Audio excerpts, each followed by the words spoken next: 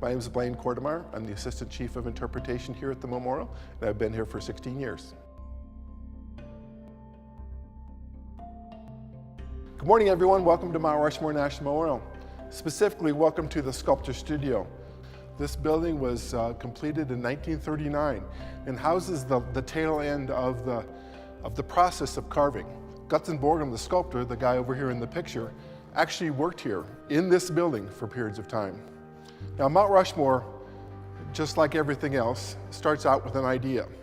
So I want to have a show of hands here amongst you. How many of you came up with the idea to come to the Black Hills yesterday? Any yesterdays? What? No one? Oh, there's one. Excellent. Yesterday, you came here, decided to come here yesterday.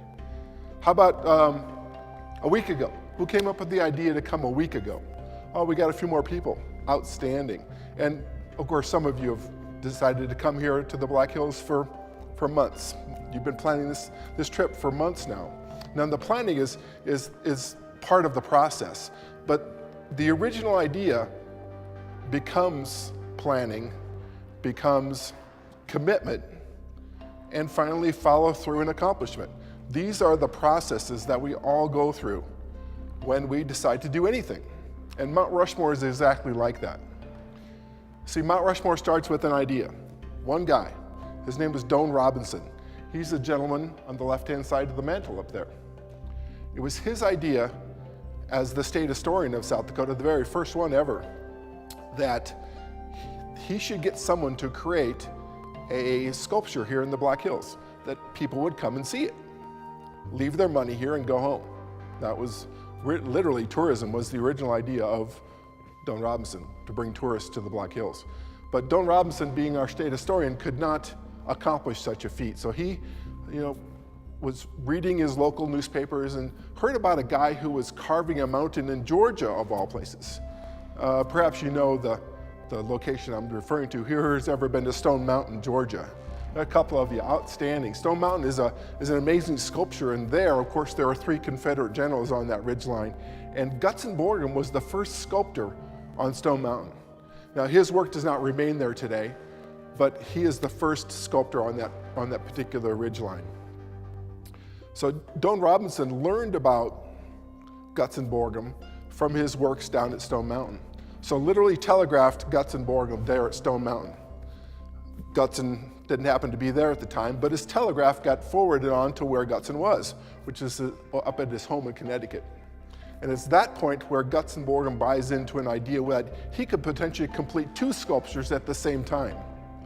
Now that gives you a window on who Gutzon Borglum was. So far in our process, we have the idea person, we've got Don Robinson, we've got Gutzon Borglum. Now, Gutzon Borglum hasn't made a commitment yet, but he soon very well will make that commitment. Because you see, Gutzon Borglum comes out that next summer and looks across the Black Hills with Don Robinson and some of the local guides and talks to them about potential carvings in the Black Hills. Now, Don Robinson's idea was not presidents. It was Western heroes, people like Calamity Jane, Wild Bill Hickok, and others. He thought would look really good amongst the Needles area, what is today Custer State Park along Highway 87. So Gutzon Borglum, as he arrives, he joins up with Don Robinson and they head to the Needles.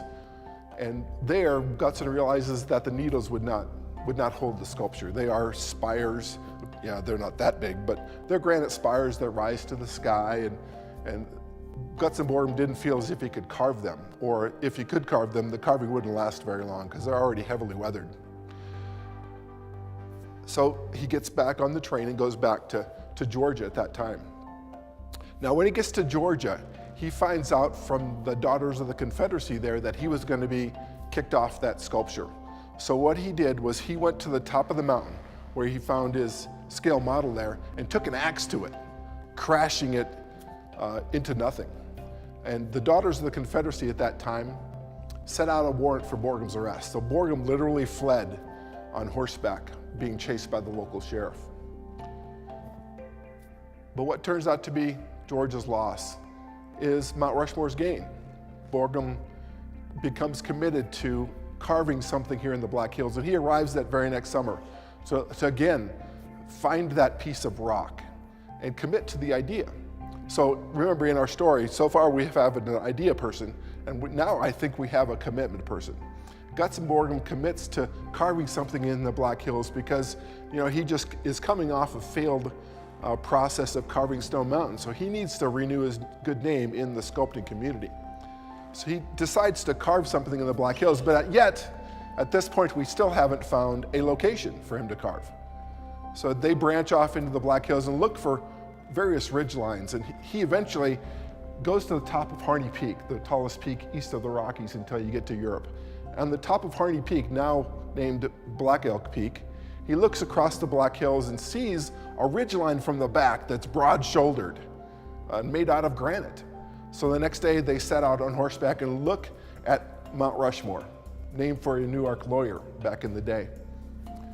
He realizes that once he sees Mount Rushmore, that this would be the spot. It's made out of Harney Peak granite, a very fine-grained granite worthy of sculpting. And it also faces the morning sun as it rises in the southeast. And it's big enough for the idea, an ever-growing idea. And at this point, Gutzon Borglum communicates to the group there assembled that he doesn't think that Western Heroes is something that he's going to buy into, or that other people will buy into. He wants to make something bigger and grander. So he decides at that moment, and has been thinking about it for a while, that presidents would be the perfect subject matter for a carving that he would create here. And I believe that from the idea person, Don Robinson, I believe now we have a firm commitment by Gutzon Borglum to carve presidents instead of Western heroes. And I believe now Gutzon takes on the task of creation, or committing to the idea. The next step is, of course, the follow-through. Now, the follow-through of the carving begins really with this scale model. This is a 1/12 scale model made out of plaster of Paris and wood lumber up in the back of it to support the visage that you see. And it's this scale model, this being the original scale model, 1 of 9, that they start creating to transfer those measurements to the top of the mountain. And the measuring device is the thing you see sitting on top of Lincoln's head right there. It's called the pointing system, and here's another one just like it, only of course a little bit smaller. The pointing system is an idea that began in Europe, over in Greece. And there, they believed that if they could take specific measurements, they could transfer those measurements to any form. Quite simply, there's a disc mounted on top of Lincoln's head right up there. Those of you sitting or standing over there towards the back, as you look up to the top, you can barely see the outline of that disc. And simply, the disc is a disc. It's a circle, 360 degrees in a circle. So the way you measure is you have the disc mounted firmly, you have the pivot point in the center point of the disc, or the center point of the head, and then the arm that you see there, the piece of angle iron, pivots on that center pivot point, just like this. So from the disc, you get the angle, or the degree of that feature. Then as you, how about I just measure myself? How about that? Would that be all right? All right, here we go. So we'll call the nose, it doesn't make a difference where you start. We could call it 0, we could call it 90, we could call it 180. Doesn't make any difference, as long as you know where you're going. So let's measure I don't know, what do you think? What's gonna be the first thing to appear as you blast back away the slag or loose rock? That's right, the tip of the nose. That's exactly it. The tip of the nose is gonna be the first thing to appear. So let's measure the tip of my nose. First off, one measurement is 0 degrees, straightaway center. Then we raise the plumb bob, that tool that makes a line hang straight, right to the tip of my nose. And as long as the plumb line hangs straight, then we've got the tip of my nose measured in 3 dimensions. So the first measurement, we've got 0 degrees. That's the first measurement. The second measurement is the center pivot point of the arm, or the disc, out to where the plumb bob line begins. That is the horizontal distance from center. And finally, the vertical distance from center is from where the plumb bob line begins to the bottom of the plumb bob, and that is the measurements. The degrees, the distance from center to the horizontal feature, and then the distance to the vertical feature.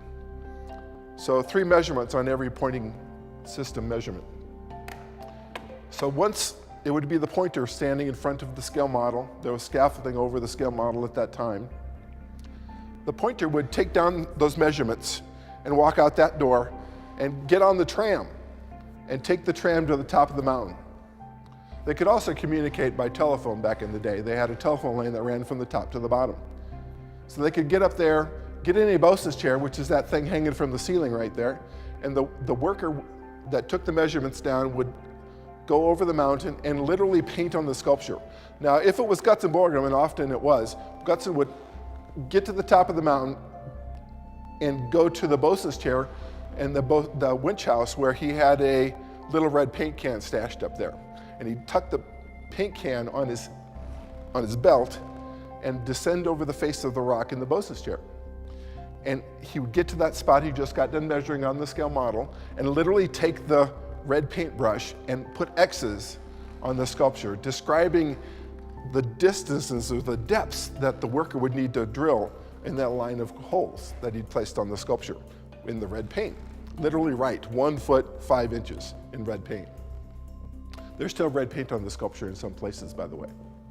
So you get there, then he'd be raised back to the top. Now, a winchman would be doing that operation, and of course the winch is sitting right over there. A winchman would lower Borglum over the face and then raise him back up.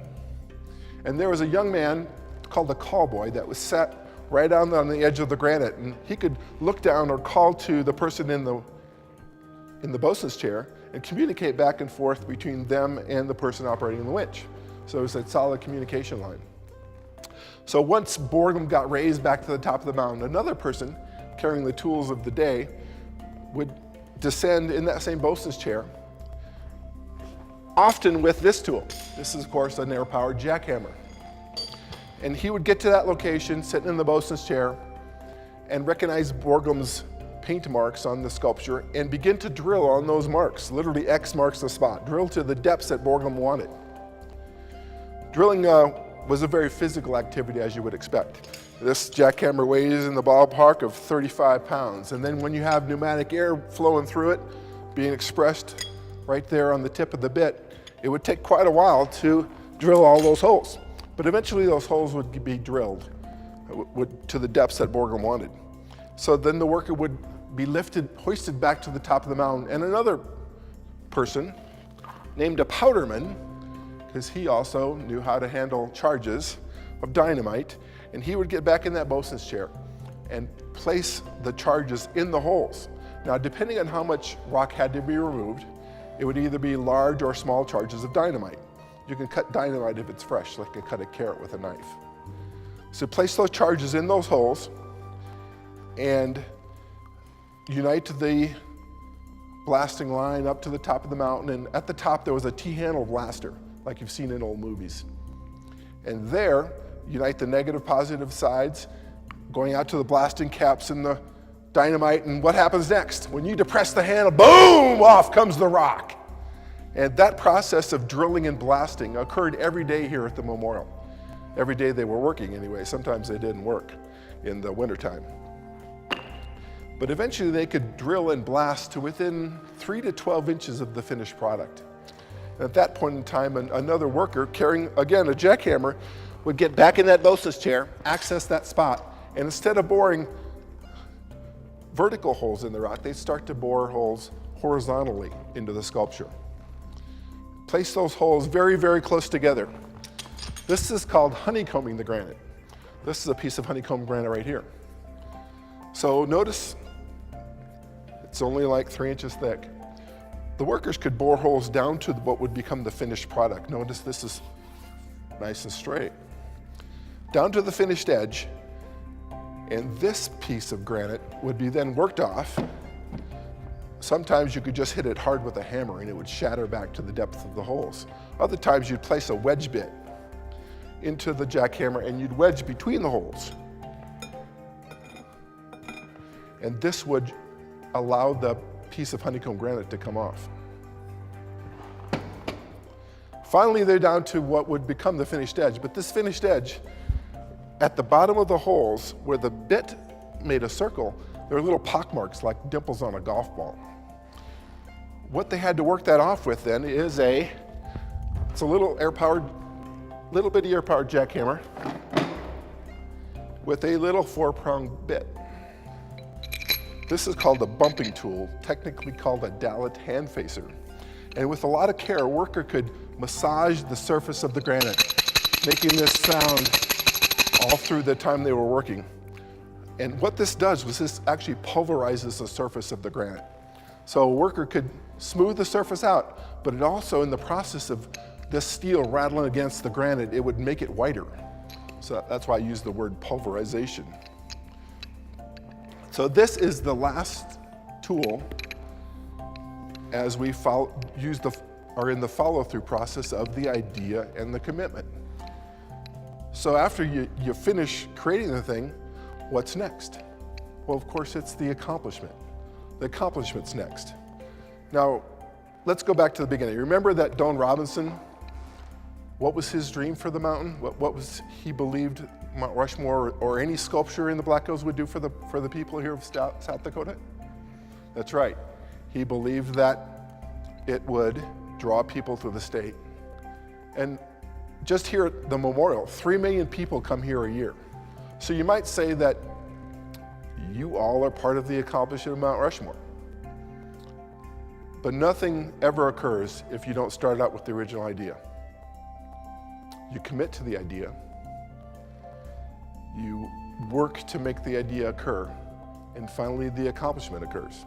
So you all here are part of the process of Mount Rushmore. That's why it's so important that you're here today. So thank you for coming to your memorial.